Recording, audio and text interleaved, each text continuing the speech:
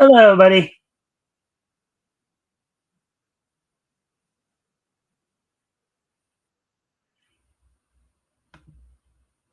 All right. Welcome to the Mikestand. Today, of course, is Wednesday, December the 31st, 2025. As we are preparing to head into the new year here, we're just going to give a few minutes to see if any of the people I invited for tonight's show decide to show up. For I was gonna try to have a special year-end panel talk about some of what's happened over the last year. Over the last year here, 2025. Talk about some of the biggest stories in the world of niche. Primarily, of course, in comics, cartoons, and manga and anime. Um, you know, um, So we're just going to give people, we're going to, of course, give our guests a chance to see if any of them will pop in to join in on the discussion. Also, give people a chance to come in to try to watch the show. Friendly reminder, of course, if you haven't already, if you guys can help out by liking and sharing the stream, see if we can get some more friendly people to engage. That'd be appreciated. Also, if anything here grabs your attention, feel free to comment and or ask questions, and I will try to answer the questions to the best of my ability.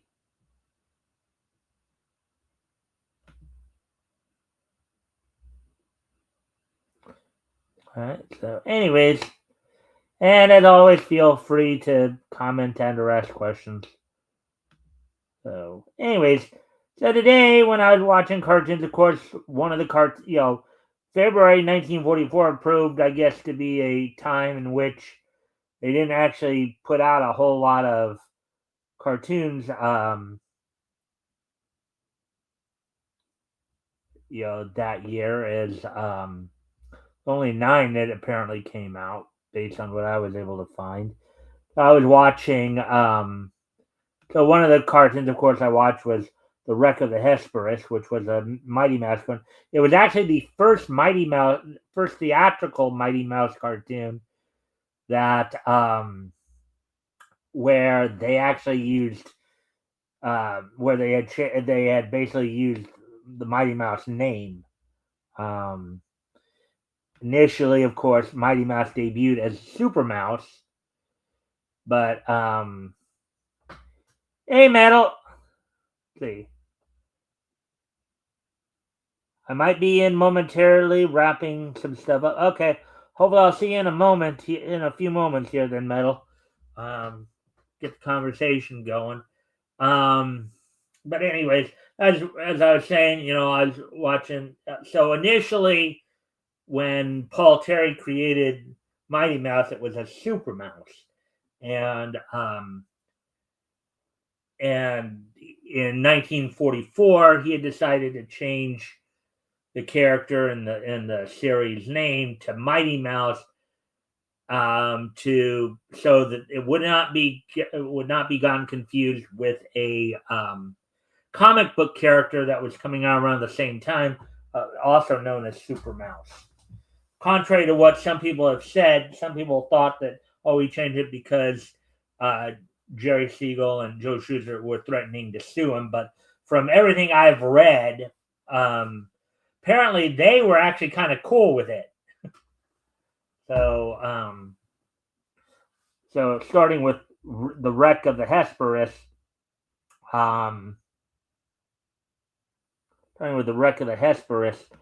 Mighty Mouse, they started using Mighty Mouse in the theatrical short.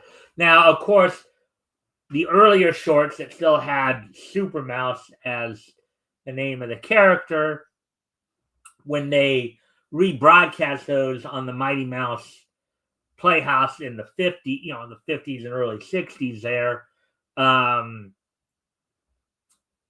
when they would do the TV edits, they would change the name to Mighty Mouse. They and edit it in such a way to where it was reflected that it was Mighty Mouse as opposed to Super Mouse. So, of course, Warner Brothers. I also saw Bugs Bunny and the Three Bears which was Warner Brothers' take on Goldilocks and Three Bears. The Bugs Bunny is basically Chuck Jones's interpretation of the Three Bears as somewhat of a dysfunctional family.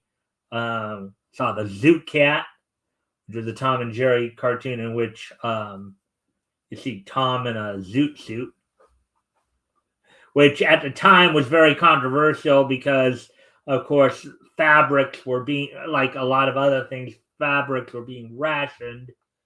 And, it was considered a luxury item to wear, that if you're going as fashionable as wearing a zoot suit was, it actually did spark a riot in 1943 because people thought it was, because what they were doing, they're rationing the fabrics so they could use the fabrics for the war effort. So, yeah. So, as I said, then it looks like Metal might be joining me soon here, hopefully. We'll start talking about some of the stuff that's gone on over the past year here. See who else shows up. See how much of the discussion. Depending upon how many people do end up showing up for the panel, could go as short as 1 hour, or it could go as long as 2 hours. So that's basically what I'm aiming for, depending on how many people show up and how well the conversation goes. So we're waiting to see if people show up. Metal's already indicated he might be popping in soon here. So we're just waiting to see who else might show up. Anyways.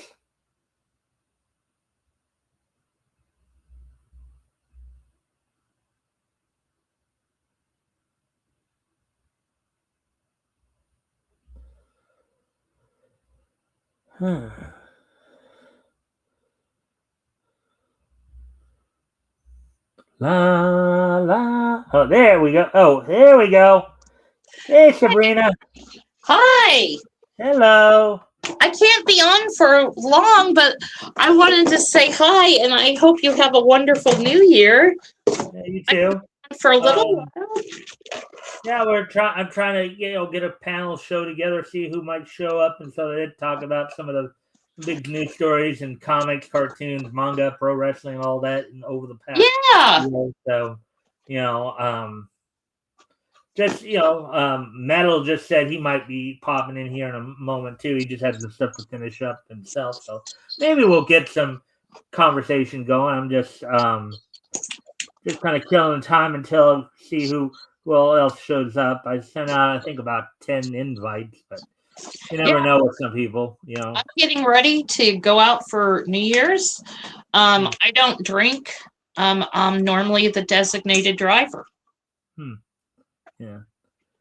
Yeah. So let's see. It is 5:08 right now. So 5:08 where I'm at right now. What time is it where you're at?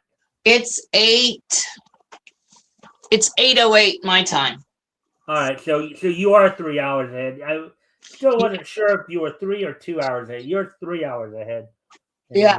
Because I know we've had that discussion too before. Yeah. So. Yeah, you know that I have you scheduled for the 11th, right? Yes. So we'll be reading through some stuff from Lev Gleason there. So now I know that I've only known you for maybe the last couple of months or so. So yes. I know you haven't probably been as attuned to some of the stuff some of the stuff I've talked about, but are there in the realm of comics or comics, cartoons, anime, manga, is there anything that any big stories that you kind of remember over the past year here that may not really. No, not really. But I have been watching those shows on Hulu about the wrestling legends and things like that this past year, and I thought those were very interesting. All right. Oh, so they were having some biopics on some of the pro wrestling legends. Some of the pro wrestlers. Yeah, it's been really interesting to watch. It's called Behind the Ring or something like that. Behind the ring, above the ring, something like that. Behind the Titantron? Yeah. That's probably more the that's probably more the like WWE one. So no. There's been some ECWs on there. Well, yeah, WWE did buy out ECW though when ECW went bankrupt back in 2001. But they had a thing on there about a couple of the first female wrestlers. That was pretty interesting. First female, in terms of what, in wrestling history or in the WWE? Like, no. Do you remember who specifically they were talking about when they were talking about those female wrestlers? No. This is like all wrestling, all different leagues. WEW, like all over. And there's I know that. Okay, so let me see if I can clarify what I'm asking here. Okay, I'm sorry. You said that one of the features that you saw on there on that show you were talking about was about the first female pro wrestlers. Yes. Okay? So who specifically were they talking about do you remember who they were actually talking about? I don't remember the lady's name, but she's from like the 50s and 60s. I don't remember her name, but she started a women's wrestling like training camp. I think I know you. She started it back in the 70s to teach women how to be better at the craft. All right, there are two that come to mind, and their stories would be somewhat slightly different in terms of how things went. Mildred Burke. That name sound familiar? She was called the Black Widow or the Black Spider. Oh, that's Fabulous Moolah. That's Moolah. Moolah, thank you. Yeah. Well, because even before Moolah, right? Even before Moolah, there was a wrestler who started in the 30s who wrestled well into the 50s. She was actually the first women's world champion, Mildred Burke. Okay, I've heard of her. I have heard of her, yes. Yeah. So there was Mildred Burke. There was like Fabulous Moolah. There was Mae Young. Yeah. Now, the problem with Moolah, though, is apparently, Moolah started the wrestling school and camp and all that and developed and actually trained a number of the female wrestlers who became popular in the 70s and 80s. Part of the thing is apparently when it comes to, let's say, behind the scenes stuff, in terms of let's say just how she got some of her students booked, wasn't necessarily one of the most ways to go about it, if you get what I mean. Right, yeah. All right, I got to turn my back for 1 second. All right. I am not in my house. I took over a really good friend of mine's bathroom, and he's probably going to kill me because I girly-fied his bathroom. Oh, boy. Yeah, there's like pink everywhere. Yeah. So you're not at your house right now? You're at somebody else's? No, I'm at someone else. I'm at one of my friends' houses. Yeah. Preparing for that New Year's party, I take it? Yeah. I'm getting prepared for New Year's. Yeah. Yeah. But no, Moolah is the one that I watched the video about, and it was really unique and interesting. And there was a couple of others, but one of my for 4 decades, from the 50s well into the 80s, she was synonymous with wrestling. She, many of her students went on to have successful careers of their own, despite the fact that there were, some issues in how some of them got their starts per se. But Yes, and yeah. And back then, it's really sad. Women were not protected.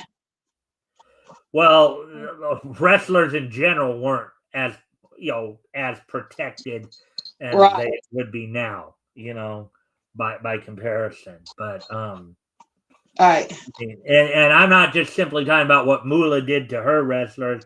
I'm talking about well, even nowadays, wrestlers are still considered independent contractors. So, and back then it wasn't like back then pro wrestling was more of a territorial system. Right. Not necessarily signed to one promotion like you would be today. Back then you toured the territory. You might go to like the Northeast, go to like what we know of now today is the WWE's territory.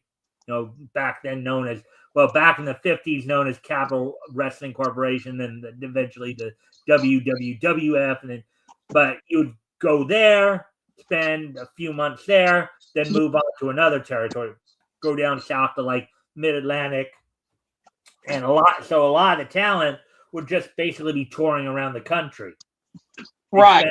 They might spend a couple months here, spend like 4 or 5 months in another territory, and they just were constantly touring because at the time there was one big, long before WWE, there was even though it's still in existence today, but just doesn't have the same level of influence in the industry that it once did, the National Wrestling Alliance. Yeah, and the WWF, I remember in the 80s, it was huge. Well, it was becoming huge because what happened in 1982, Vince McMahon bought out his father, Vince McMahon Sr. He bought him out and then was basically trying to turn the WWF from a regional promotion where they were just doing shows out of the Northeast territory. Yeah. Bringing about the whole idea of a national product. Right. Right. They were like sitting there, making it the 80s, that was when you had the rock and wrestling stuff going on. That was when even though the Fabulous Freebirds were one of the first pro wrestling, pro wrestlers and pro wrestling units to actually start utilizing entrance themes, or when they came, when they made their entrances, the WWE or the WWF at the time was the company that popularized it. Right. And then of course NWA with Jim Crockett Promotions started following suit as well. You got into the late 80s, Jim Crockett Promotions was, and then when they got bought out by Ted Turner in 88 and became WCW, that's, what planted the seeds between, I forgot that Ted Turner did that. But I got to tell you something. Please don't be upset with me. I got to get off of here. My friend just came in. I'm going to have to get off of here for a little bit. All right. I'm very sorry. Well, we still had a pretty good few minutes to talk there, so I'm happy for that. So. And yeah, Moolah, that was her name. And yeah, I appreciate you letting me come on for a few minutes. I'm sorry I can't stay on, but yeah, I know that when I just do these panels like this, when I just do them like kind of like almost on the spur the moment, I know that I run the risk of not having people come on for super long periods of time. But I'd eventually hope to have a situation like what we had sometimes when Rex has some of those late night shows on, and like you, LZ, me, and anybody else, just I would hope to be able to get the full 10 people in here. Oh yeah, and get these conversations going. But this night tonight. But I did want to come on and tell you, I hope you have a great New Year's and be safe. And I will talk with you soon. All right. And Well, I have you coming on the 11th, so yes, I have that down, and I wrote it down this time. So I will talk with you later. Okay. All right. Talk to you later, Sabrina. Thanks. All right. Bye-bye. Bye. Bye. So at least there, you guys got some, wrestling history there, as we were like talking a little bit about that. Again, we're gonna wait to see if, and hello, so and again, if you guys haven't already, you guys can help out by liking and sharing the stream. See if we can get some more friendly people to engage. That'd be appreciated. Also, if anything here grabs your attention, feel free to comment and or ask questions, and I will try to answer the questions to the best of my ability. So we're still waiting to see if anybody else shows up. Let's see. We're at the 21-minute mark here, and I wasn't necessarily planning on doing. I was thinking about this, whether or not I would, because depending on who showed up and when they showed up, but as it would seem that we might have to wait for some people before getting any more conversations going here. I think I will do at least the wrestling wrap up here for a moment. We'll try to at least get caught up on what happened on last night's. I'll go grab that real quick. That information real quick. Look back to last night's. Look back, of course, to last night's NXT. Look ahead to tonight's AEW Dynamite. And of course, AEW Dynamite's also having its New Year's Eve stuff going on. So we'll at least talk a little bit about that while we're waiting for people to show up to engage in the conversation here. Of course, towards the end of the show, we'll have our this week or this day in each history segment as well. So I'm just waiting. Let's see. Let's first go on. We got a couple of things to go over. So first off, let's look at last night's NXT. What happened on last night's NXT? As the opening match saw Ethan Page retain the WNXT's North American title over as he defended against the TNA's Moose, hitting him with the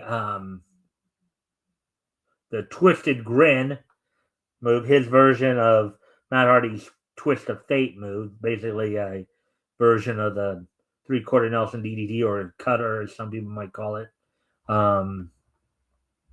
He beat him with that.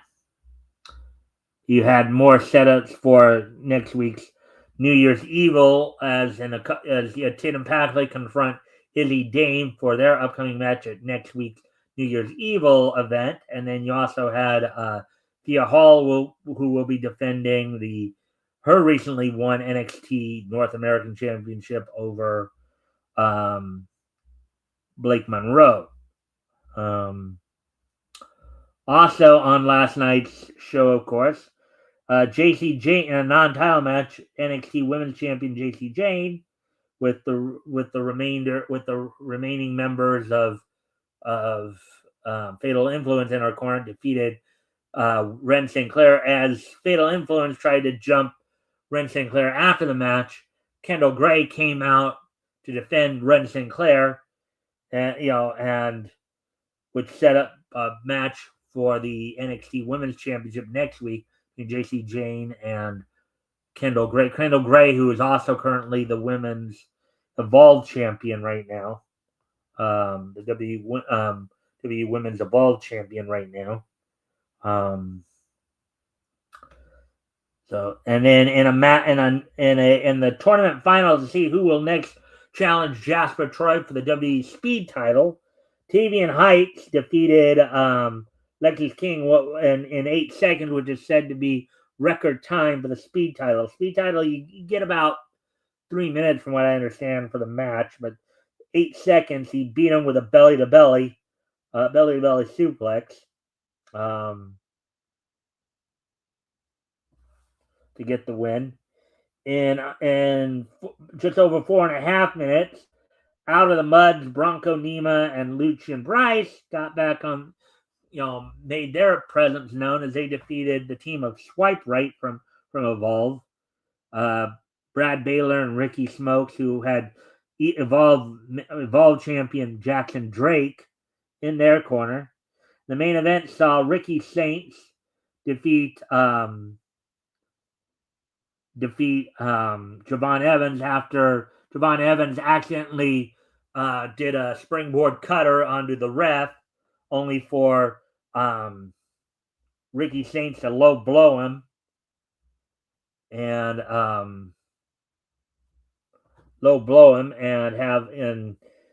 execute his version of what he calls the Rochambeau, which is basically a Canadian rack into a front slam, basically. So that's all that happened on last night's NXT, with some preparation for next week's New Year's Evil event. As we will now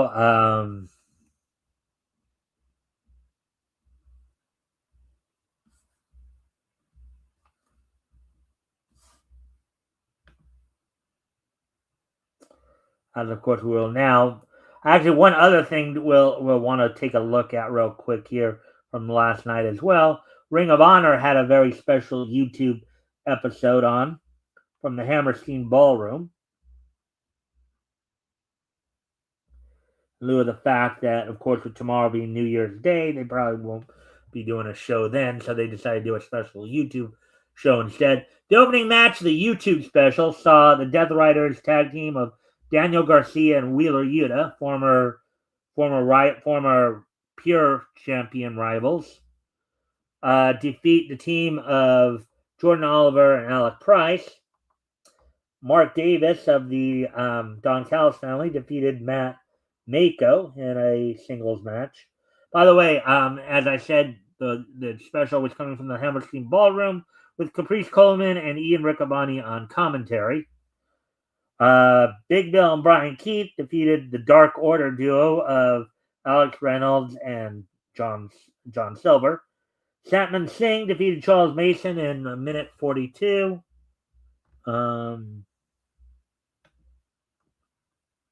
Let's see now.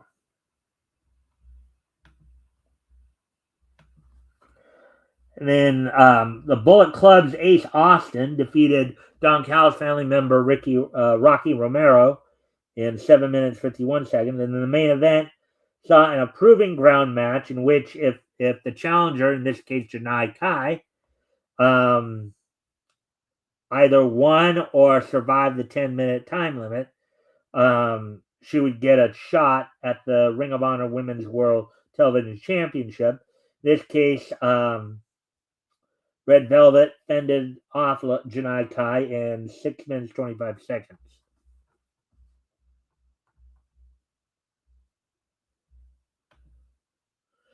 So that's all that happened on last night's Ring of Honor special.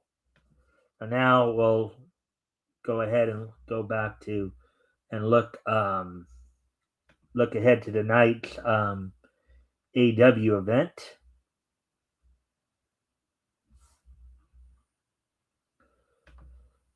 Tonight's Dynamite.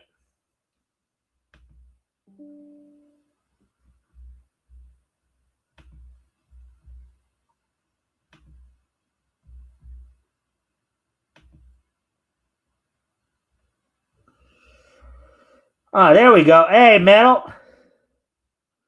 The Metal. Yep. Hey, Metal. Howdy, howdy. Hey, you finally made it in. Yeah. I was in the kitchen talking to Marsupial. We're gonna have dinner. I'll just eat while on the show. But it might be another 20 minutes before that's ready anyway, so it doesn't matter. All right. Well, as I was saying earlier, I was trying to bring you guys on so we could talk about some of the big stories that happened last year in the world of Nietzsche, of course.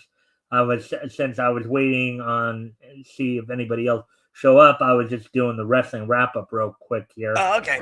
So I'll finish that up real quick here, and then we'll get to some conversation on some of the stories, because there is one big story that's been happening not just this past year, but the past couple of years, and we kind of alluded to it the other day about. I don't know. Do I look like somebody who likes to converse to you? Yeah, I mean, I think you do. I think you do more than you may want to. I think you're being a little sardonic right now, based on what I know of you. So that's just my vantage point. But anyways, I wouldn't even dream of it. anyways, so let me just on tonight. Let me just finish this up real quick here. So on tonight's Dynamite New Year's Smash, coming from the Liberty First Credit Union Arena in Ralston, Nebraska, on TBS. There are thus far 3 matches, all 3 title matches set up tonight, as Mercedes Moné will be defending the AEW TBS title against Willow Nightingale, somebody she's had somewhat of a history with, particularly most recently at the World's End pay-per-view, where she came up short with Athena to try to take the AEW Women's World Tag Team titles from Willow and her partner, Harley Cameron, the Babes of Wrath. Ricochet defends the national title against Jungle Jack Perry, the son of Luke Perry, mind you. And in a Continental title eliminator match, this is a match where if the challenger wins, then they will win or survives a time limit. They will earn a future shot at the title. In this case, it's an eliminator match for the Continental title. John Moxley looks to fend off the challenge of Josh Alexander from the Don Callis family. All right, so with that, and then I'll get everybody caught up on all that happened on tonight's show, of course. Tomorrow night, look ahead to tomorrow night's action tomorrow night. But with that being done, Metal, how are you doing tonight? I am. You are. All right. So I know one of the things, of course, with you, one of the things I talking to kind of story was one of the things that's kind of been a bit of a big story in anime, not just again over the past year, but past few years, obviously. And we touched upon it again with of course with Hideaki Anno's recent comments on it, is this whole idea of anime tourist sitting there trying to get.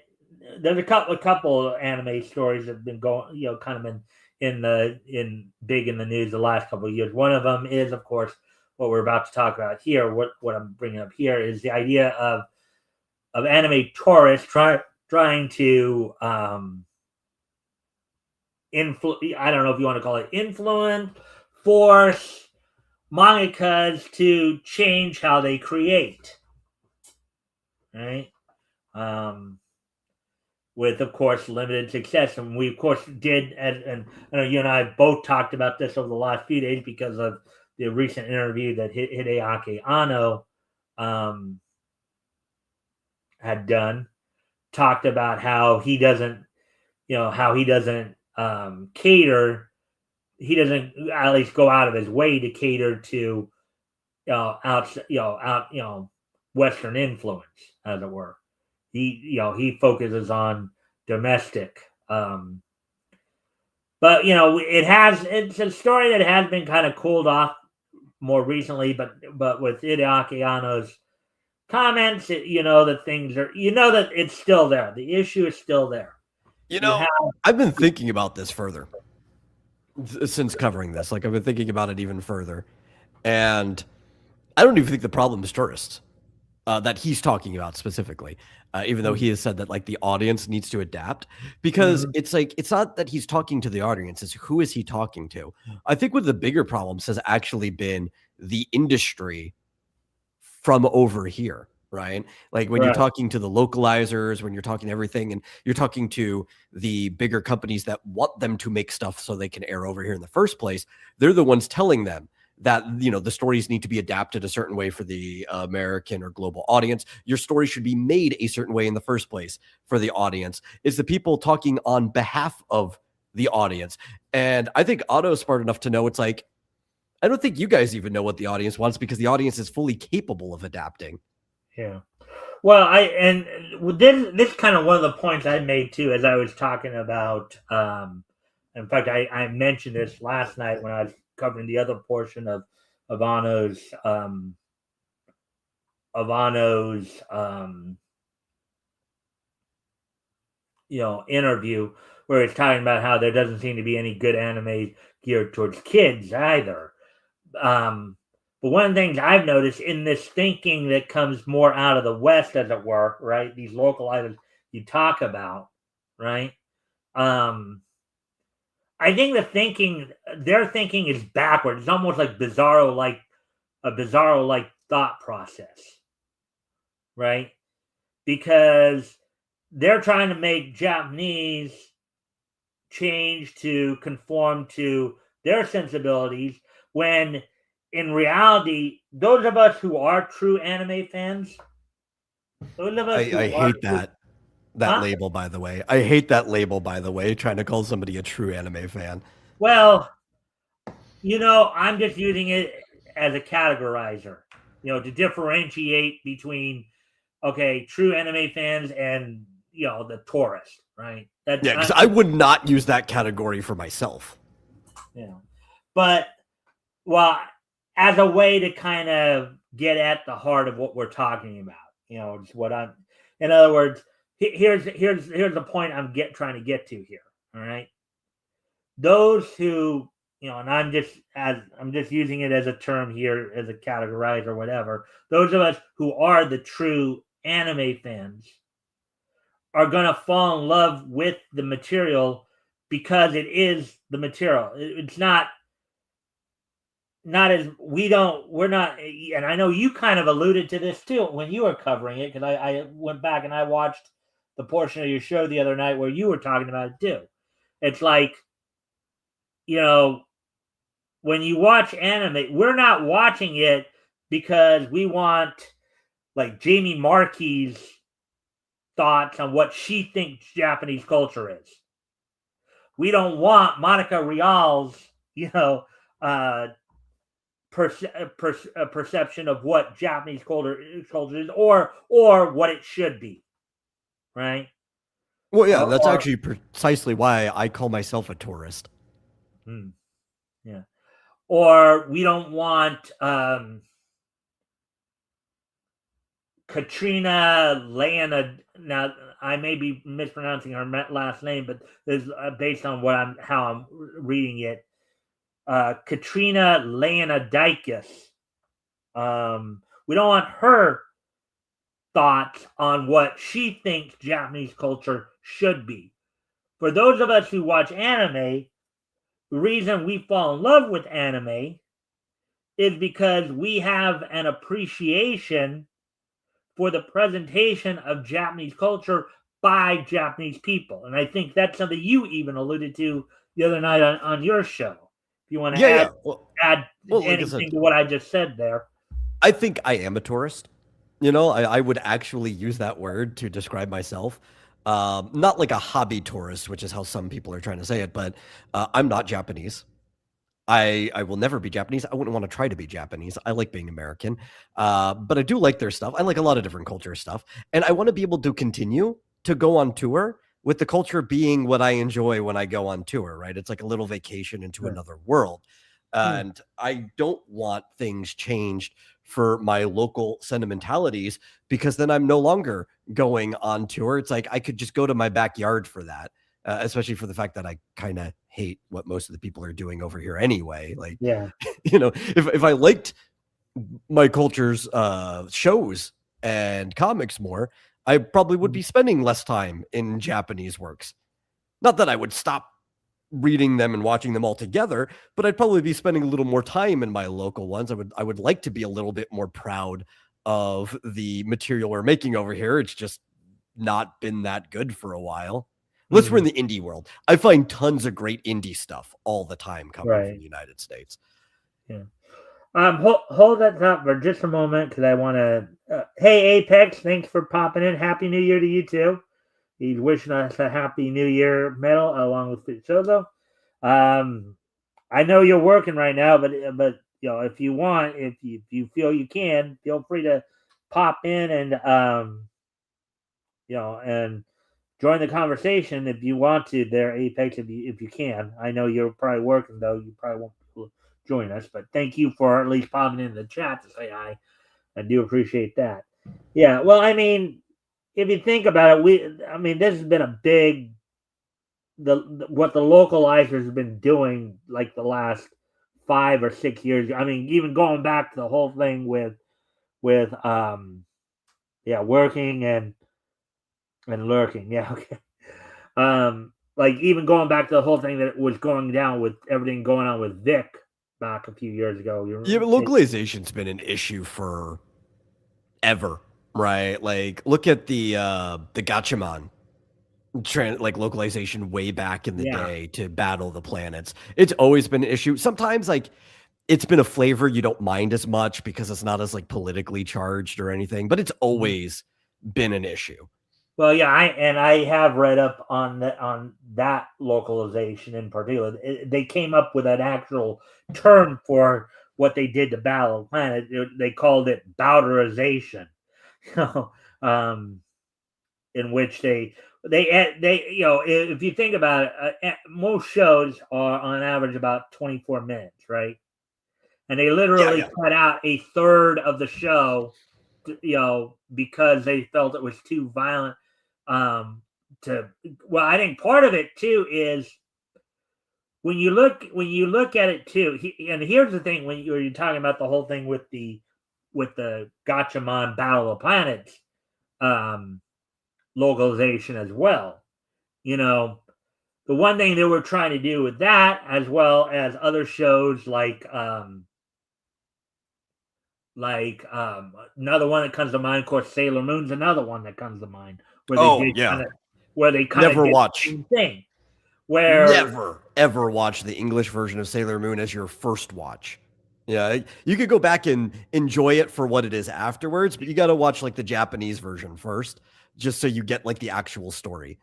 Well, I think from what I understand, the more recent localization they did, the Viz Media localization they did recently, about a couple years ago. Yeah, I think you told me about that. I didn't even hear about it. That one's actually truer to the original anime but what Deke was trying to do, just as what Fred Lab's company was trying to do with Battle of the Planet, is that they were trying to turn They're trying to sanitize it into a kid's show. And that's why they ended up. The thing is, though, they were already kids shows, more or less. But I guess they were trying to de-age the demographic by maybe a few years, because like Sailor Moon is built for 12-year-olds. Like that's what the manga was drawn for, and that's what the show was like. It's for Japanese 12-year-olds, but American standards were a lot different. So it's like, and if you're trying to drop it to something maybe a 7-year-old can watch, then you're going to have to sanitize it a lot more by American standards. Well, I remember when I first caught sight of the Sailor Moon dub, it was airing in syndication over here in the state, in California. It would usually come on around 8:30 in the morning, and I'd catch it a bit, I used to watch it every day after school because it was part of the old Toonami block. So I'd come home, I'd watch Sailor Moon, I'd watch Dragon Ball Z, I'd watch Ronin Warriors, and I think that earlier block too, it was Tenchi Muyo, which going back, I'm like, how the heck did you ever air that on an American kids channel? Well, Tenchi Muyo is another one. Well, in that particular case, they didn't like really water that one down. That one, I know. I'm like, how did you get away with that? Well, because I think on Toonami, even though Toonami was still airing the the Deke Cloveway dubs were the only dubs at the time. Yeah. They just had to use what was available. You know, when you know, as I said, the Viz Media dubs came out just a few years ago here, but I think the difference between like Toonami and when like Sailor Moon aired earlier, back in the 90s when it originally was presented to American audiences, and Dragon Ball as well, is that Toonami was more specifically geared towards towards teenagers. It was more geared towards like 13 to 17-year-olds, whereas maybe when they initially did dub, when Deke initially did dub Sailor Moon, they were, as you were saying, trying to make it for 7-year-olds. I think there was a twin thing about it, right? Because the Toonami block was for like the general 10-year-old after school audience, because that's when it was. That's why later on they ended up moving it to the nighttime, like just around or before Adult Swim, to be more of that teenage audience after like the kids are starting to go to bed. But it was also in the earlier days of like Cartoon Network being a cable network. And in the earlier days of like cable networks, you could get away with a bit more. Yeah. Hey, Tank. Thanks for popping in. I hope you enjoy the show. Tank Ferret says, to all of you magnificent bastards and bastards. Well, happy New Year, my friend. My boy Tank, how you doing? Hail Raven. Nice to see you. Yeah, but but of course and we talked a lot about the localization issues, and they've been around for a while. Usually, Hail Raven, or Hail Ramen. Yeah. Now, again, usually though, for the most part, and what got a lot of fans upset with some of these, some of the localizations in the past, was usually just the watering down of it, trying to make them more kid friendly. But the more recent issues in the last few years has been this whole, let's just try to push all this woke ideology into somebody else's work. Instead of creating our own work, let's just say, no, you have to make stuff.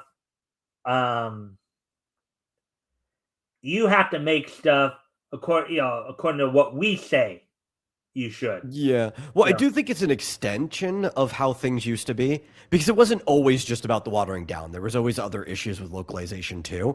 It's that the attitude didn't change, the people did who were in it, right? Because you can go all the way back, and the people working in localization always saw localization as a creative job. Like, this is a writer's job. This isn't somebody who's like translating and trying to make it understandable for the local audience. You have people like the famous jelly donuts scene, the infamous one in Pokemon for the 4Kids dub, right? But that's not even the extent of it.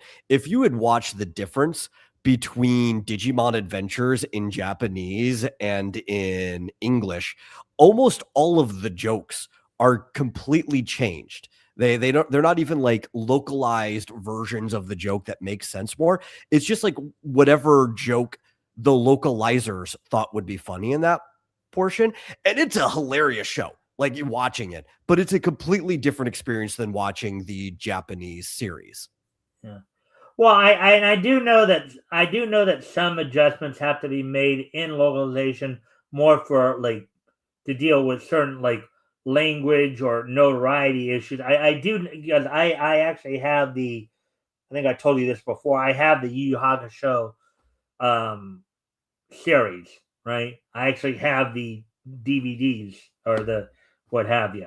All right. Yeah, but I think I've watched the commentary on it. Like, one of the things they talked about was how like there was a particular I guess there was in the original Japanese, there was a particular reference to a Japanese cyclist, that nobody. Yeah. They changed it to be Lance Armstrong so that it kept the spirit of the reference. Right. Yeah, I know that one. But that's what I'm saying. Like, it depends on the intent. Like, is the intent that you're localize something to keep the spirit of what was said but understandable, or is the intent to write your own stuff? And that's been mixed all throughout the history of localization. It's not something that's entirely new. The thing that's new, though, is that the sentiment changed to be even more like stuff that we just don't want to see in it. Right. Yeah. At least more of those, for lack of a better term, okay, what the truer fans don't want to see. I mean, I fell in love with a lot of harem animes because I liked how they were being presented. It's kind of, I may be a 50-year-old man, but the idea of having like 3 to 5 women, pay me that much attention, does have its appeal, Yeah. What they sometimes say about the idea of living vicariously through other means, right? It's like, and I think for a lot of people in it's the nature of fantasy, like it's there are different types of like wish fulfillment and power fantasies and stuff like that, and every so often it is kind of fun to indulge in it.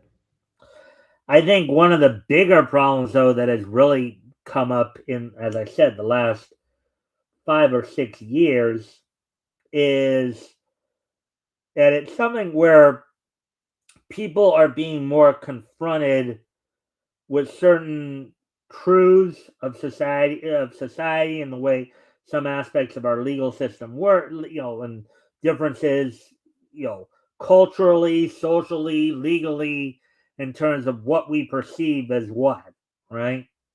I've talked with you before about this,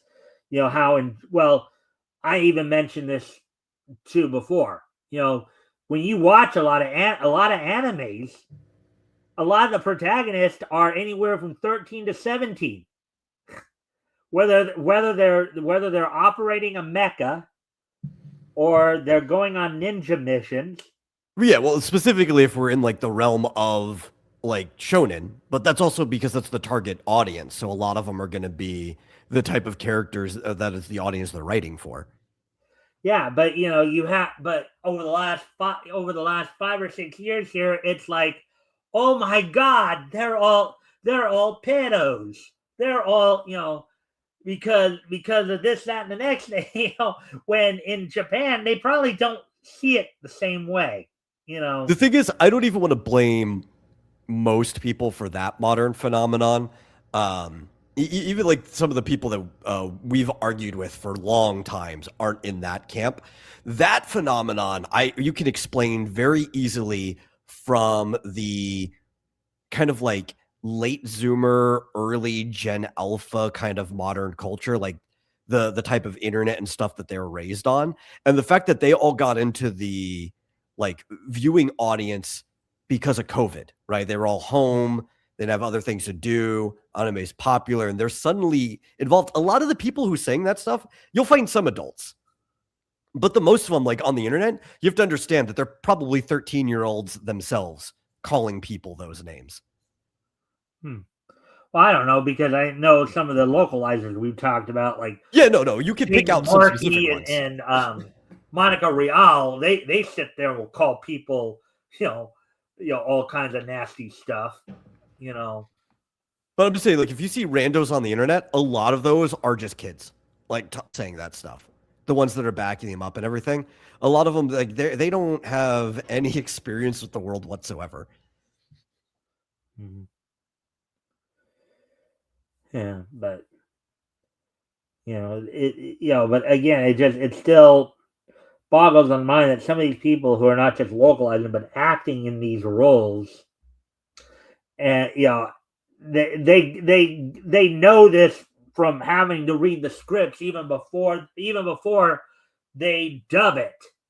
They know that these 13 to 70-year-olds are probably considerably a lot more mature, at least within that universe, than than most of the 13 to 17-year-olds we that are in real life here. You know, Yeah. and You continue rambling. I got to go grab a steak. I'll be back. all right, all right, yeah. But basically, the point is that different cultures have different. I know a lot of people. I know a lot of people are not going to like to hear this, but there are some parts of the world where, yes, legally, 15 is an adult. Okay, you may not agree with that particular law of that particular region or country or whatever, but at least in their society, they have determined that a 15-year-old is capable of making adult decisions. All right. Just because a person or society or what have you doesn't agree with your sentiment doesn't mean that they're necessarily wrong. Now, does this mean that I'm saying that let's say, do I believe that 30, 40, 50-year-olds should be trying to have relationships with 15-year-olds? No. No, that should not be happening. Sometimes, though, it does happen, though. You do have some of those big age gaps, and it doesn't even have to be that young. It could be like 50 to 20-year-olds. And, people will still sour on that, too. But,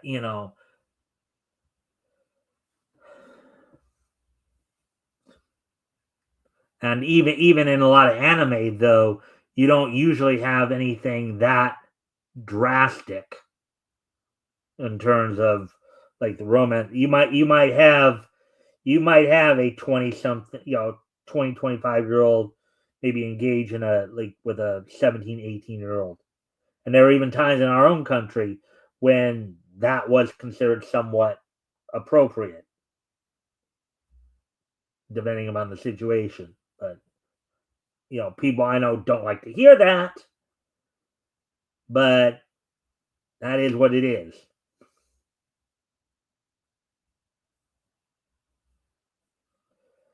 So yeah, so we're already at 57 minutes, so might be on for a little while more here because I know there's probably more conversation. I'm just waiting for Metal to get back here.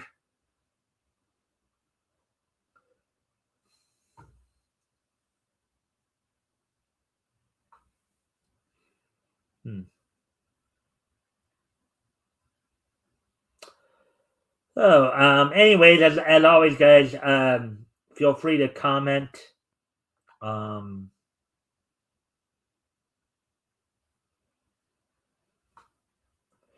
Comment or ask questions, and I will try to I'll try to answer. We'll try to answer the questions to the best of our ability here. Of course, as always, if you guys haven't already, if you guys can help out by liking and sharing the stream, see if we can get some more friendly people to engage. That'd be appreciated.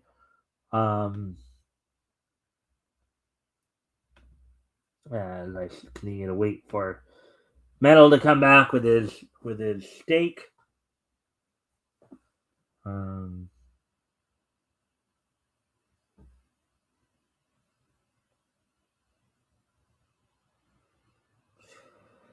So today is, of course, Wednesday, December the 31st. So it's Happy New Year's to everybody. Happy New Year's to people in those parts of the world where New Year's has already happened.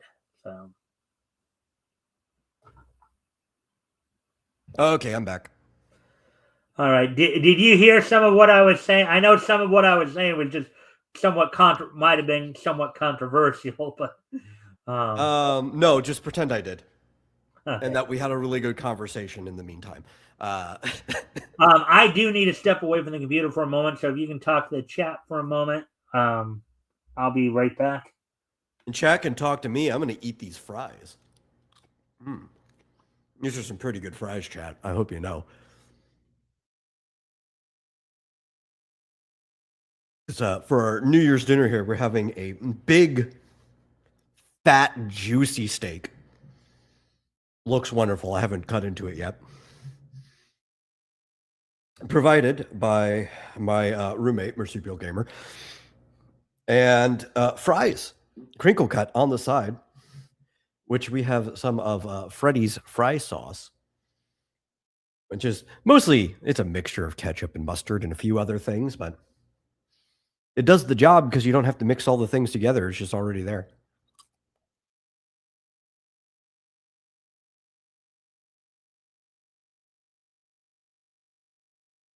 Oh, yeah, that's good.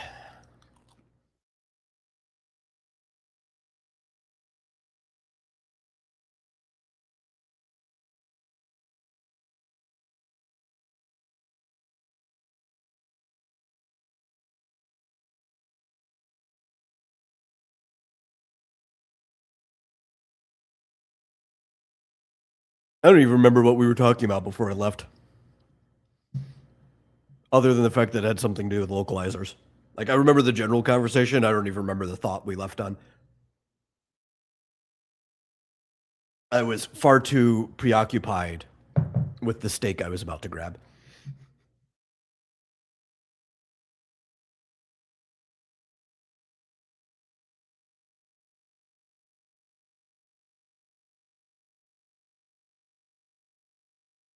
You know, I don't actually have a problem with localization, like conceptually. I think there's a lot of times where good localization can elevate a show, not above its original, but elevate the experience of the local audience in a way that they wouldn't get if they only watched the original. We just don't have many good localizers in the industry.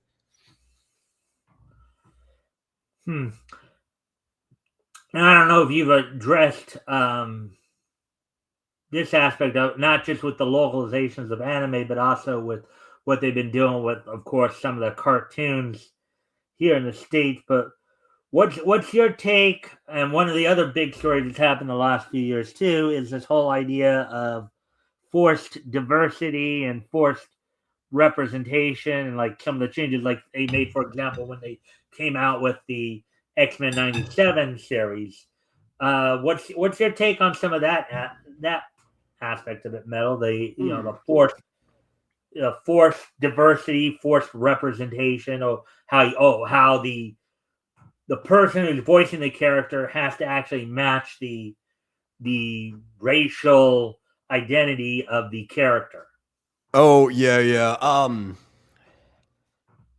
Because that's a big topic. That's more than one thing. But at least that last part you talked about, I think that's ridiculous. I don't think a voice actor has to look anything like the person they're playing. I don't think a voice actor has to be remotely similar to the person they're playing, as long as they do a good job capturing the voice that person should have.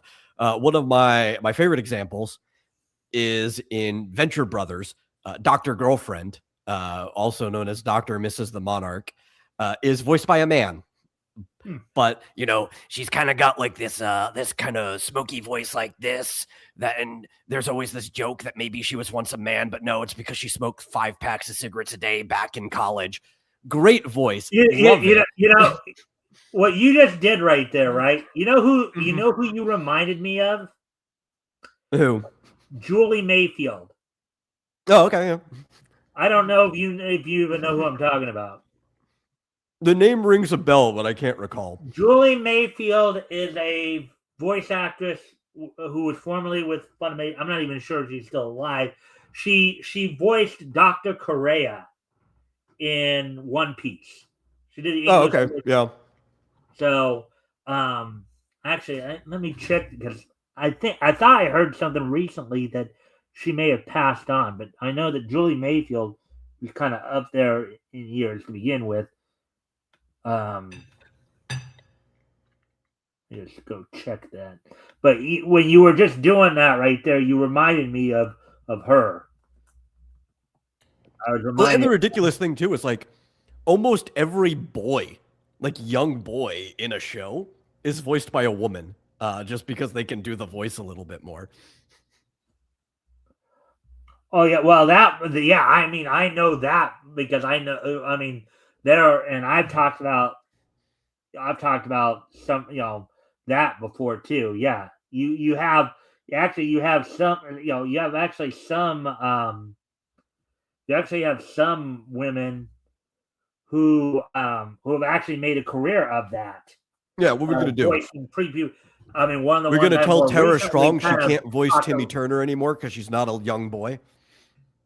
Oh, what was that? I said, what are we gonna do on this thing? Are we gonna tell Tara Strong she can't voice Timmy Turner anymore because she's not a young boy? Yeah. Well, what about Mona Marshall? Do you know who Mona Marshall is? Not off the top of my head. Long time. I mean, she's like 70. I mean, borderline 80-year-old voice actress who's basically made an entire career of doing prepubescent boys. She was, I believe, she was Kite in the Dot Hack series for one thing. She's Oh, done, okay. among other. I mean, she's done a number of characters like that though, where she would come in and voice prepubescent boys. She pretty much made a career of it. And then I know of a number of other. You talk What, about Tara Strong. I what about know. Masako Nozawa, right? Who's been voicing Goku since he was a little kid and still voices Goku and has even said like that she's going to keep voicing Goku till she's 150 years old and won't stop. You say she's not a man, Yeah. but she wasn't Well, a young boy ever in her life. even Ikue Otani. Um, Now Pikachu was always classified as a male character. Ikue, the Japanese voice who does Pikachu, Ikue Otani, that's a girl, and she's doing Pikachu. Again, that's more vocalizations. That's not How do we really. cast actual space aliens? I don't know any space aliens in person to do the voices of space aliens. Mm-hmm. Like, where does this line actually stop? Do we have to cast bears to voice bears? I don't know any that speak English. Hmm.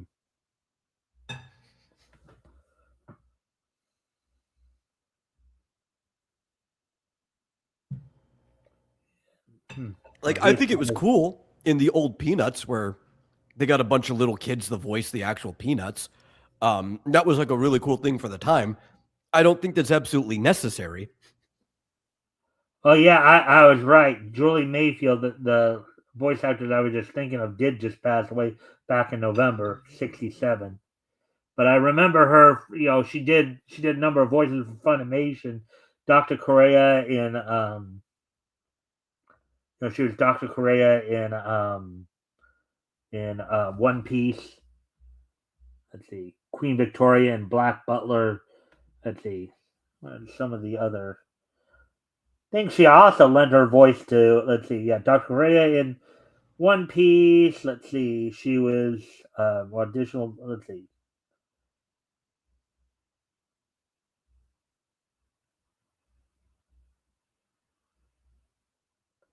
I'm trying to think of some of her other.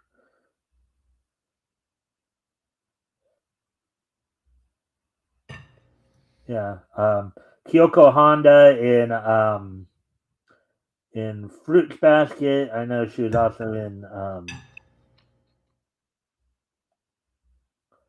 Yeah, she was Shiori Mano in Yu Yu Hakusho. So, but I yeah, was actually just watching the maybe it was 2019 when it came out, but the more recent adaptation of Fruit Baskets. yeah, yeah. She was in that too. I do know that much because I just saw her credit up. Yeah, she was Ritsu's mother in that the one you're talking about. She was Ritsu's mother. That was a series that had to grow on me. Like when it was new, back when I was in, I think, high school, there's no way I would have ever read or watched it myself. But I was seeing a girl at the time and she liked it. I was like, well, of course I'm going to watch it because I'm seeing a girl. And I didn't like the first few episodes of the original one. Mm-hmm. But after a while, it grew on me, and to the point that even though that I don't even talk to that same girl and haven't in over a decade, I still found myself watching the more modern adaptation of it.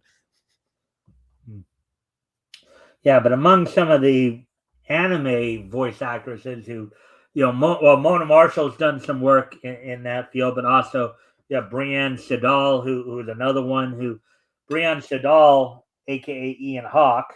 She's one of the students who goes by Ian Hawke. She was Jim Hawkins, I believe, in Outlaw Star.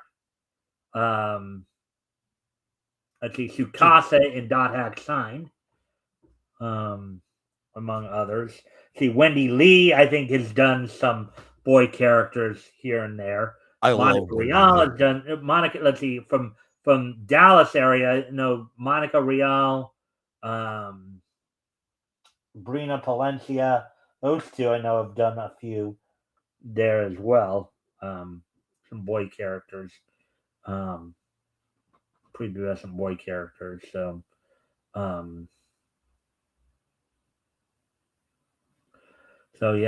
basically, but the whole thing with the whole like forced divert, that's been a big story the last few years as well. Just the idea that and even when you come over to the States here too, and when you look at some of our own, like what they did with some of the characters in like Allison Court decided to give up being Jubilee for the X-Men 97 series so they could put in somebody who was actually quote unquote more Chinese American or what have you. Yeah, she's been pulling away from a lot of stuff though. I think maybe that was just an excuse. Because she did not even protest when the modern localization of Capcom games got a new voice actress to play Claire Redfield, which she used to also play. All right. Now, I do understand that they did replace, I think in the case of Jean Grey in the series, they actually replaced Catherine Disher with Jennifer Hale, I believe. But that was due more because Catherine, she just got so old, she could not do Jean Grey's voice anymore at that point. That happens sometimes, yeah. My favorite role from Allison Court is? What? It's Lunette the Clown from The Big Comfy Couch. Yeah, I haven't seen that one myself, but I was a little kid when I first saw that, so it's like one of those things like you put it on in front of a 5-year-old, it's like, I like this clown. She's pretty. Yeah. Let's see. Well, actually, one of the things they did just more within the last. Well, I think it bled into this early part of this year, but it was a big story last year in 2024. That latest Superman adaptation that was airing on Toonami for a while there, where of course they had the kind of the Asian Lois Lane. They had everything about My Adventures with Superman is awful. Just every last thing. Yeah, well, I mean, and that going back to the whole pushing diversity and pushing the woke ideology. I think that just seems to be turning more people off to it. It's like, like one of the points I've made about the idea of when you go on some of these streaming sites, you can actually be your own program director. So you can bypass a lot of that baloney. Yeah, but I don't even let the DEI stuff be an excuse for why the My Adventures with Superman was bad. Because even if you had all the characters looking the way they were, they still didn't act like the characters. None of the villains were quite the villains. They were all like tech villains instead, even when they were originally supposed to have superpowers. You basically turned Kryptons into the Saiyans. I thought from the very beginning, when I first saw their image for Lois and Superman sitting next to each other, it's like, this isn't Superman and Lois. This is Gohan and Videl. This is like a really bad Dragon Ball fan fiction that was put into a Superman world. And the further it went on, the more it ended up being like that, especially with like Kara was basically just like redesigned to look like Android 18. Yeah, well, I think I had heard some of that too. That people were saying that they really just went totally in another direction in terms of the creative, but that particular idea there, yeah, which is why I don't really watch. I mean, I haven't actually sat back. Granted, there are some things that are on Toonami that I wouldn't mind watching. I might watch on my own at some later date, like Bleach, Thousand Year Blood. Even though I'm not too keen on the idea that Jameson Price felt the need to step out of the role of Chad just because he wasn't, white man, half Japanese, half is Mexican. Yeah. Yeah, good luck finding somebody that actually fits Chad. You can only go with like half of his background. How many, they call them hafu in Japan, which is an insulting word. You should never call somebody that. But how many hafu Mexican Japanese people are you going to find to actually play that role? Actually, there are probably more than you think. I mean, I actually do know somebody who's half Japanese, half Mexican. I actually, from years ago, I haven't talked to him recently, but he's actually one of the friends on my Facebook. So I'm not saying these people don't exist. I do know of some, and there actually are some. There is a family of Japanese pro wrestlers who are also kind of half the Hamada. Well, you might be able to pull from them then. But what I'm getting at is like, it doesn't matter if you know a normal person. I know a lot of normal people that look very similar to people. But it's like, how many people with acting ability that exist in the industry can you pull from that fit all of these roles? That's another reason why like voice acting just shouldn't have to match, because you're already pulling from like a very limited pool of talent anyhow. Mm-hmm. You're not going to find somebody that matches everything. And again, it shouldn't matter because you're just acting.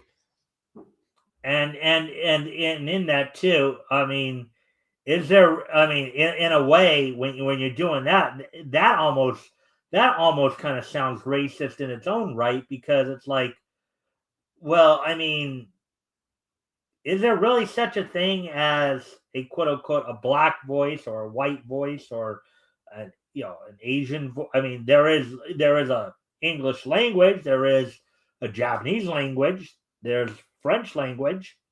No. There's just like stereotypes. Is there really an English? Is there really an English voice? Is there really an American voice? Is there really a Japanese voice? No. People get mistaken for like other ethnicities and races over the phone all the time because you have your own personal experience, right? And then you hear a voice and your brain automatically maps something from your personal experience onto that voice when you can't see the face saying it. That's why people always say like, oh, you don't look like that voice should come out of your mouth when they like meet you for the first time or something, right? And it's because they've already mapped an idea onto you before they saw your face, or vice versa, right? Before they heard their voice, they have like an idea of obviously it's at the very least very prejudicial, if not at most racist, But you probably know as well as I do what happens when you practice to assume, right? Yeah. The most tired phrase ever.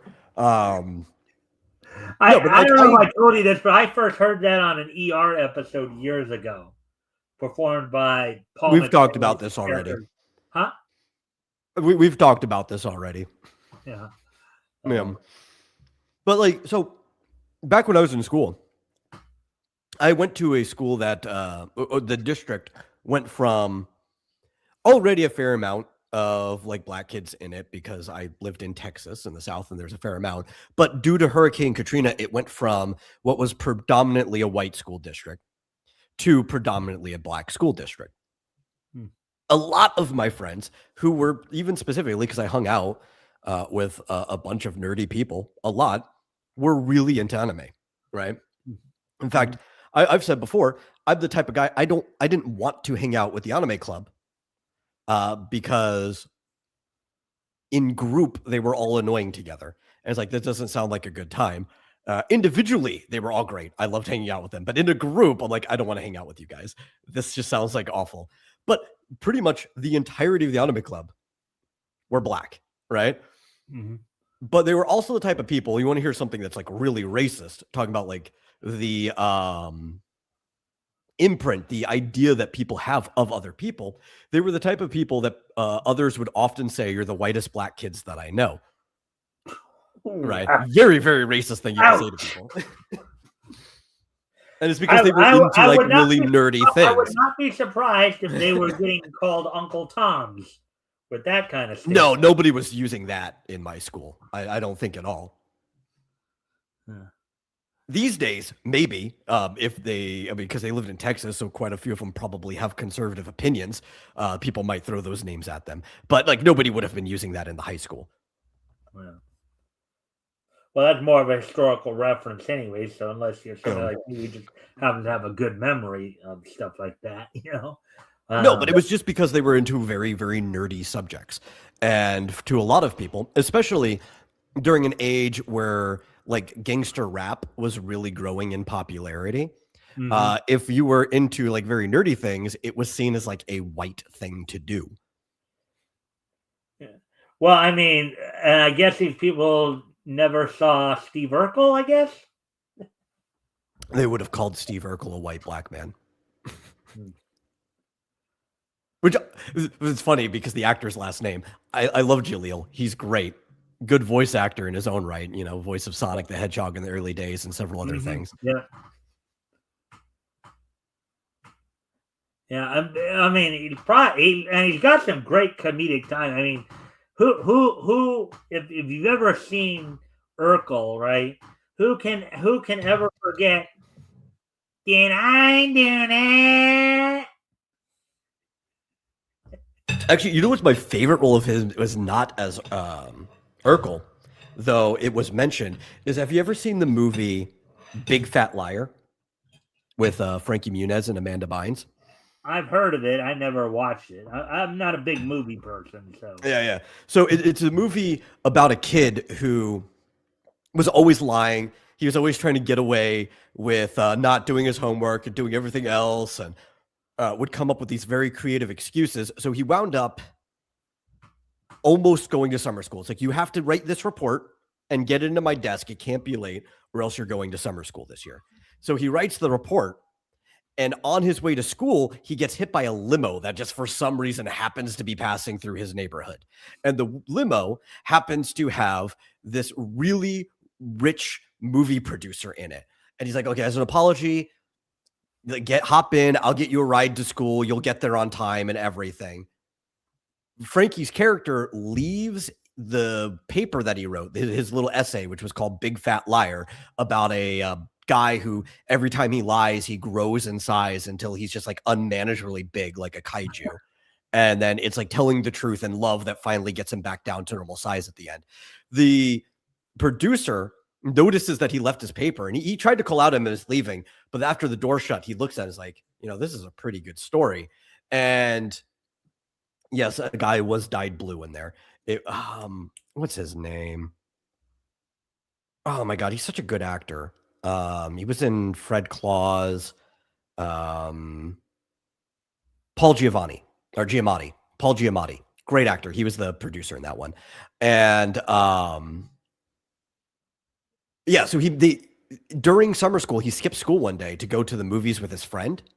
And in the theater, he sees a trailer for Big Fat Liar. The producer started making a movie out of his story without giving him credits or anything. So he decides that he just skips summer school. I think, if I remember, Amanda Bynes' grandmother, who was watching her in that movie, ends up like filling his place in school or something. It's like some ridiculous plot. I can't remember exactly how it went.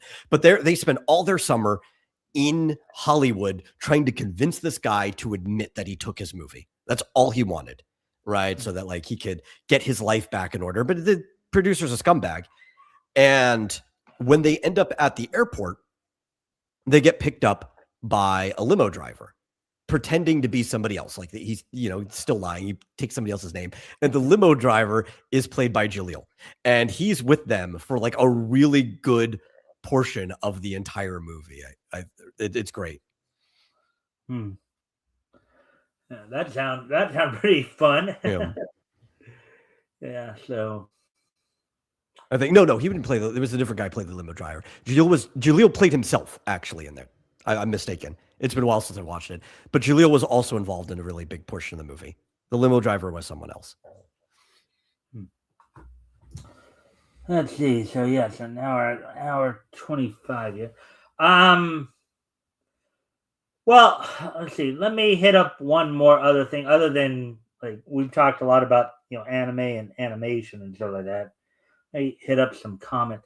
Are there any particular, even with what we've read, during the historical comic retrospective, are there any comics that you've read this year, whether they be with me in the historical comic retrospect or comics you've read on your own, that have grabbed your attention this past year that you want to maybe mention, talk about, or anything like that? Again, it can either be stuff that we've read, like on the historical comic retrospect, or stuff you've read on your own. I'm thinking about that because I've read a lot this year. A lot of it's been webcomics, and then obviously we've read some things, and I also end up having to read comics because often on Wednesday nights I'm over on Matthew Reese's channel, and he's like a comic panel where we do things. So I've read a lot of comics over there too. We read a lot of old comics between both of these shows. So let me actually think about it. Well, I know I've enjoyed some of the conversations we've had about some of the stuff we've discovered through some, like some of those leaks and logics that we found, right? Yeah.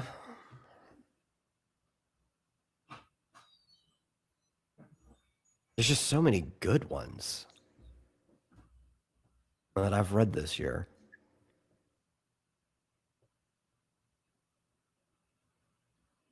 There's a couple, like, some of the best stuff I've read this year is actually made by people I know personally. Right? But some of them are just getting started. So they're not really comics that, like, I could recommend reading them, but I can't really like go into detail about it because some of them I know where they're going more than what's actually available right now. So I wouldn't want to spoil anything. Right. But also, they're just not really an idea where the story's going, even though they've still got more chapters to write, basically. Yeah, when some of them were like literally just started, like there's maybe a chapter of it up, right? So like it's got the entirety of the rest of their run to go.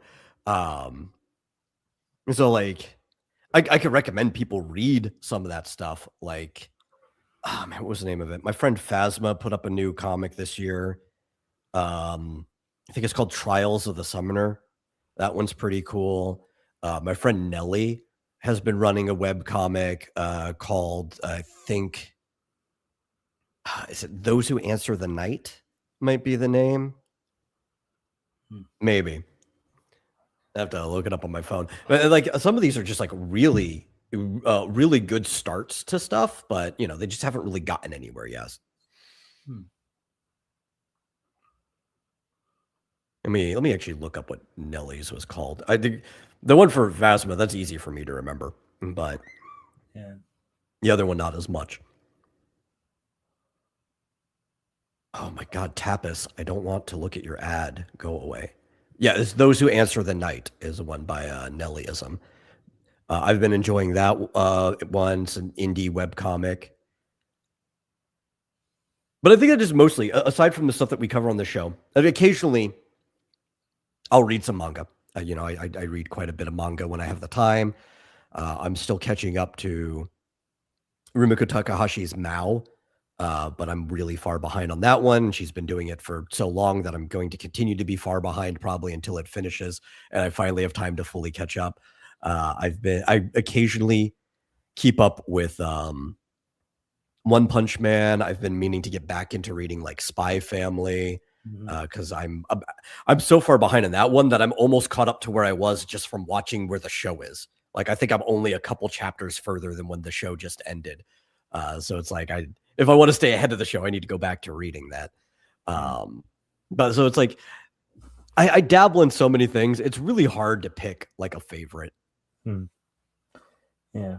Well, I mean, I know some of the I know you and I've talked about some of the leaps of logic. Like, I know the one thing that we read a while back, you talked about how they were creating a whirlpool, and you just felt you were like all over that.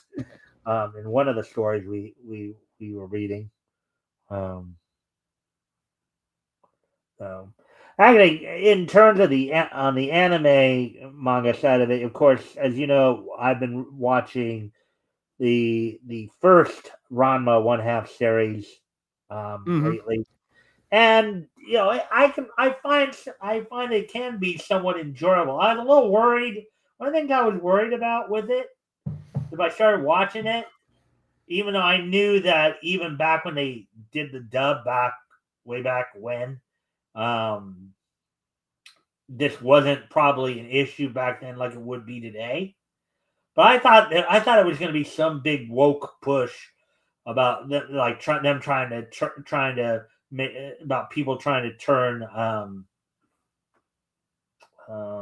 Ranma into some kind of like trans icon or something like that. Well, to be fair, that really wasn't a thing back then. Like even back then, the word that would have been used the most would have been transvestite, right? Like you wouldn't even use most of the terms we use now. There are people on the internet that have clinged to that years later, right? Like a decade or more later. But that really wasn't much of a thing, even especially because it came out when the internet was still in its infancy, right? There was just like bulletin boards at that time. Yeah. So and the thing too is it's the idea is he just is full saying no, I'm a guy, and what reason he keeps turning into a girl is something more on a magical base. It's not like he's trying to like, you know, even though he's got people around him who's saying yeah you should just do it, you know, like you know and I've seen some of the comedic aspects as in a lot of cases some of the Japanese humor, like the walking in to the, you know, when somebody's taking a bath, or like in the case where Akane's sisters are trying, you know, when Ranma is in his girl form, are trying to force him to wear girls' clothing, and he's just not having it. Yeah. There's a really, really good scene early on. It's like I think like still it's either at the end of the first episode or it's near the beginning of the second one, but it's like chapter 3 in the manga, and they're trying to get Ranma to stop walking around shirtless all the time, starts putting her, because it's girl form Ranma, in Akane's clothes, and Nabiki asks Ranma, how's it fit? And Ranma's like in the chest, he's like, it's a little too tight. Well, how's the waist? Too loose. Kind of just making fun of the fact that Ranma in his girl form is more stacked than Akane is, but she's got like wider hips and a larger behind than him. And Akane finds that really insulting. So she starts chasing Ranma around the house with like her kendo sparring sword. And there's this really nice scene that was added to it that wasn't actually technically in the manga. So it didn't end up in the remake, where as she's chasing through the house, Nabiki's also chasing with clothes. So it's almost like a Scooby-Doo chase sequence. And you see the two dads sitting there in the background, but every single time Ranma's on screen, it's a completely different outfit. Like a bunny girl outfit, just stuff like that. And it's really hilarious. Well, yeah, the episode I watched, let me see if I can try to remember the one I watched. Okay, it might not have been the one I watched yesterday. It might have been the day before, but where they were talking about how Akane had wanted to always be Juliet. I guess in an earlier in her life, she was forced to play Romeo because they thought she was a good Romeo as a child, but then she always wanted to be Juliet. And then, of course, Ron saying, "No, I'm not kissing anybody." And some of the panic that went all about in that situation. It's for a trip to China, and even then, it's still hard to get him to do it. Oh yeah. That's the big draw. And then it turned out it was Mr. China. It was a big movie producer whose name was like China. You get to see China. Yeah. Of course, he wanted to go to China so he could try to track down another pond to hopefully change, to break the curse.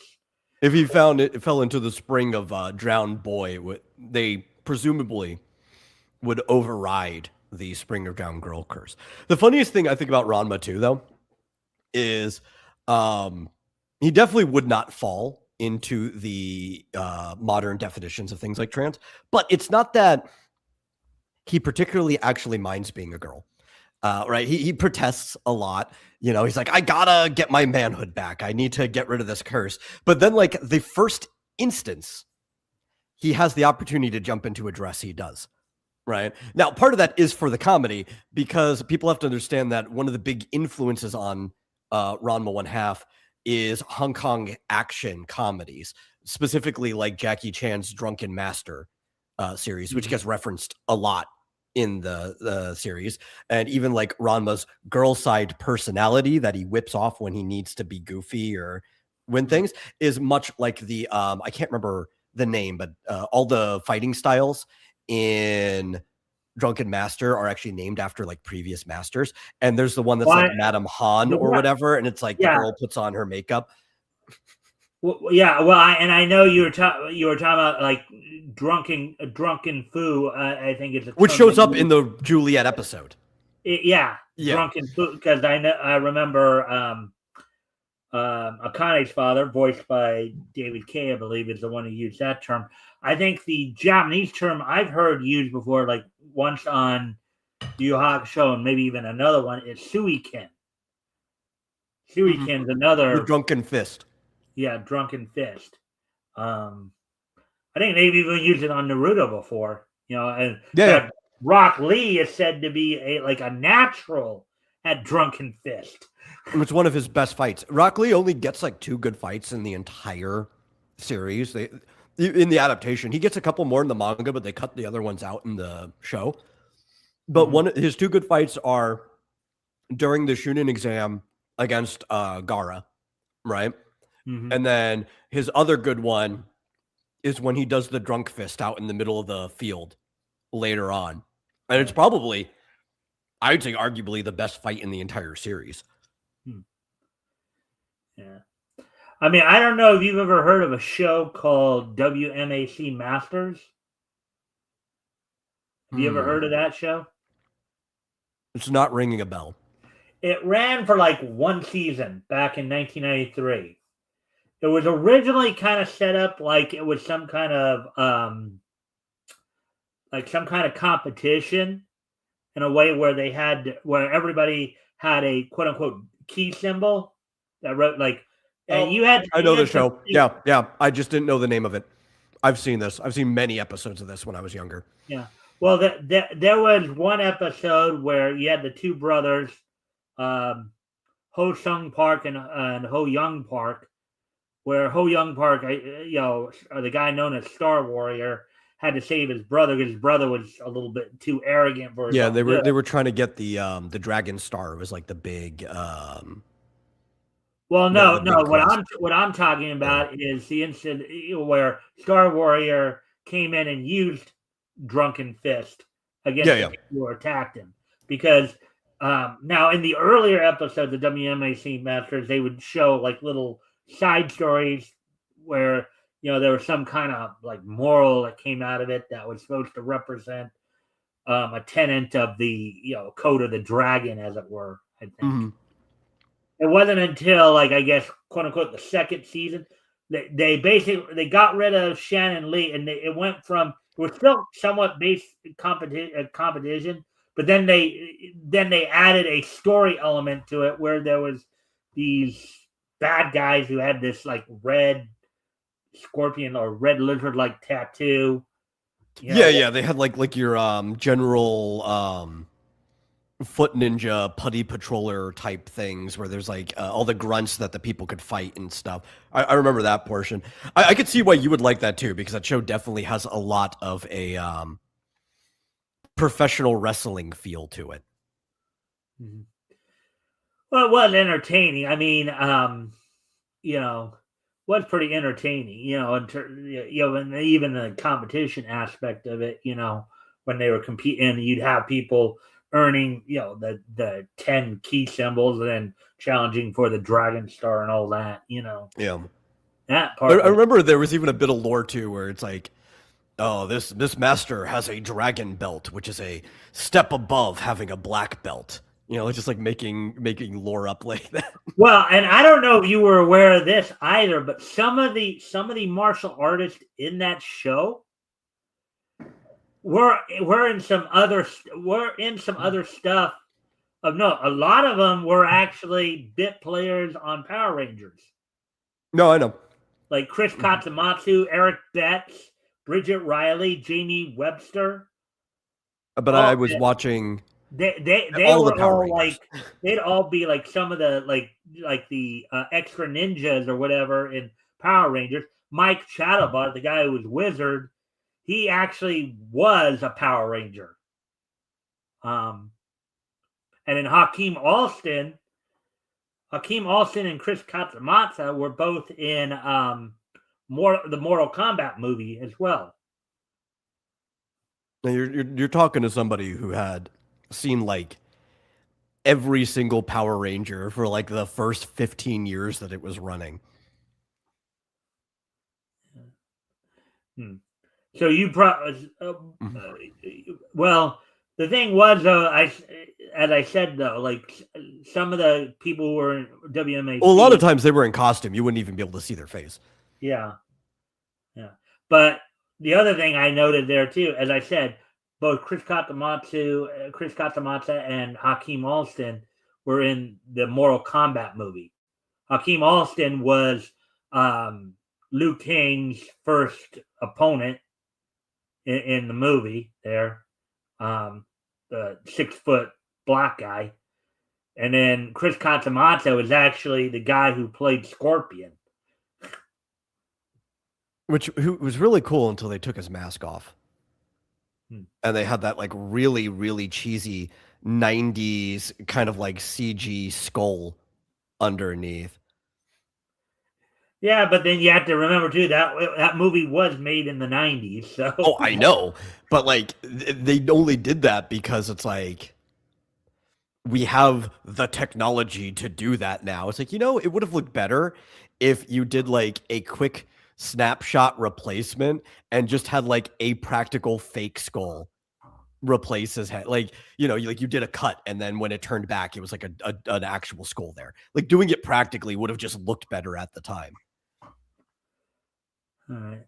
I think the rest of the effects in that movie hold up though. It's just that one skull that looks really bad. I don't even think it looked good at the time when I saw it when the movie was like new. All right. Let's see. Well, have you enjoyed the show tonight? I've enjoyed my steak I'm eating.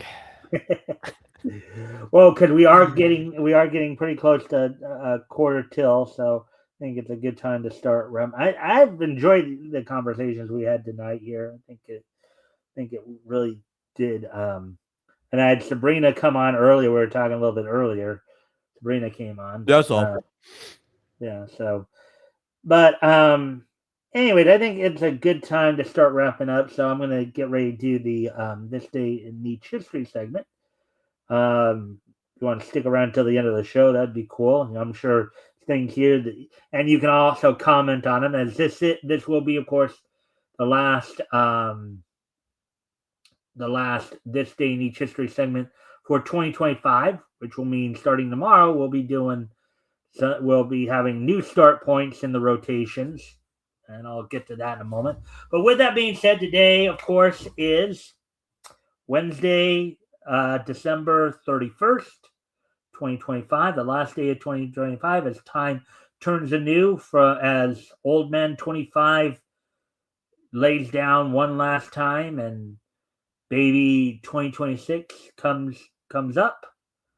Let's take a look back at this day in Nietzsche history. History! So let me see. 85, 2020.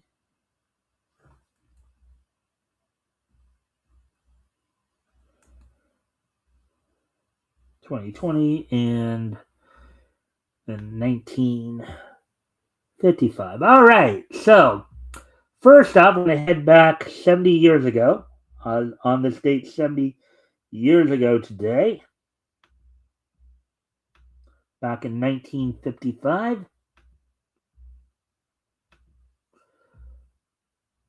Warner Brothers' One Froggy Evening premiered on this date, directed by Chuck Jones. It was the short that marked the debut of Michigan J. Frog, who would become Warner Brothers mascot. So on this date, 70 years ago today, Chuck Jones's One Froggy Evening premiered for Warner Brothers in theaters on this date 70 years ago, where it marked the debut of Michigan J. Frog. Hello, my ragtime gal. Mm-hmm. All right. So with that, we now prepare to move on to the next as we move ahead to the year. Let's see, is it 85 as I recall? Yeah, 1980. We move ahead to the year 1985, 40 years ago. 40 years ago today. Oops, wrong thing. 40 years ago today, 1985. In 1985, 40 years ago today, the 275th issue of Amazing Spider-Man went on sale on this date back in 1985. It sold for $1.25. There's 48 pages. There were two Spider-Man stories in it. One was The Choice and the Challenge. The other was Spider-Man. The cover you see there looks like Spider-Man in the symbiote suit, taking on the Hobgoblin there. This must have been around the time of I guess this was probably around the time when he in the comics when he was dealing with the symbiote. So the 275th issue of Amazing Spider-Man from Marvel went on sale on this date back in 1985. It's so ridiculous how that plot line came about because the black suit was originally just something Spider-Man wore during the Secret Wars crossover. And then they're like, oh, well, we got to do something with it. And that's when they came up with the whole like symbiote storyline. It was like, oh, yeah, no, the black suit's actually an alien. And he wasn't the only one. I think, what's her name? Like Spider-Woman, the blonde one, was also wearing a black suit during Secret Wars as well. Actually, that part I did not know. Of course, Spider-Woman was not really involved in the 90s cartoon, unfortunately. So, all right. And last but not least on the This Day in Each History segment for 2025 here. 5 years ago today at TikTok's New Year's Eve party, Angel Garza defeated R-Truth to become the WWE 24/7 champion. So on this date, 5 years ago today, at TikTok's New Year's Eve party, Angel Garza defeated R-Truth to become the WWE 24/7 champion at that time. All right, so before we do head out, I know I didn't give you a chance to do this at the beginning, but I'm going to hand the show off to you for a moment. Metal, would you like to promote anything you're doing? Maybe I just need to move over. I had brought my microphone over to the drawing table and Mhm. tilted my second monitor so I could still see if the chat was saying anything because I was eating a steak and I don't have enough room at my computer desk to actually eat food. But I'm over here now. Let me grab the link because later tonight, and not too long. It's only going to be maybe an hour and a half ish from now. Yeah, We are a going little to be over 2 hours. Yeah, because right, because you're starting at 9, right? 9 my uh, time. no 8:30 your time. Oh, okay. Oh, Where okay. we started a little early today. So that's like an hour and a half ish. We're going to be doing our Vomitorium Live New Year's special that we do almost every year. We didn't do it last year because I was still kind of semi-recovering from a 1,700-mile cross-country move, and we were in like a tighter space. But it's convenient for me to run it this year, so I'm going to run it this year again. And I'll be on for several hours. The reason we're timing it for a little early is because usually I go live for midnight on the East Coast, but we would miss New Year's on the East Coast if I started Right. at midnight there. So we're going half an hour early, and then we'll probably be going on for several hours, at least past midnight where I am. But heck, I could be going past midnight where you are. Well, I might pop in. I might pop, as always. I might pop in. The Yeah, I light. think Marsupial's going to actually be on today for at least part of it. He said he'd hop in for that. And my favorite holiday spirit, better than Santa Claus, might be showing up. Drunk Flit, so that could be fun for anybody who wants to experience that. Drunk flip, huh? Flit. Flit. Flit Amaranth. He's a fellow member of the Cult of Raven. He's been on my show a few times. I've known him for Oh yeah, that's right. several years I now. think I've seen him on your show before, right? He's been in the chat several times too, and almost like a New Year's tradition. I think he's done it maybe twice now. He comes on drinking, and we just have a really fun time. I think we had a Is debate. Tank part of that? On... Is Tank part of that Cult of Raven too? Who? Tank Ferret. Yeah, well, he's I think he still is. He still says "Hail Raven," so I don't think he's ever left. Yeah, I would. So yeah, I'd wonder. That's why I asked, because I saw that he said that. Brother Tank. Yeah. Mm-hmm. All right. So, all right. Well, anyways, as we wrap things up here, so of course, we'll be back here with more Niche News tomorrow. I'll be joined this Sunday by Rick Piper as we continue our trip down Comics History Lane, looking back to comics that went on sale in July of 1940. We'll be looking at books that went on sale from Holyoke this week. Metal, you'll be on with me next in February 1st. Well, we'll be wrapping up the July coverage then with, of course, some standard Street Smith and United Features stuff. Let's see.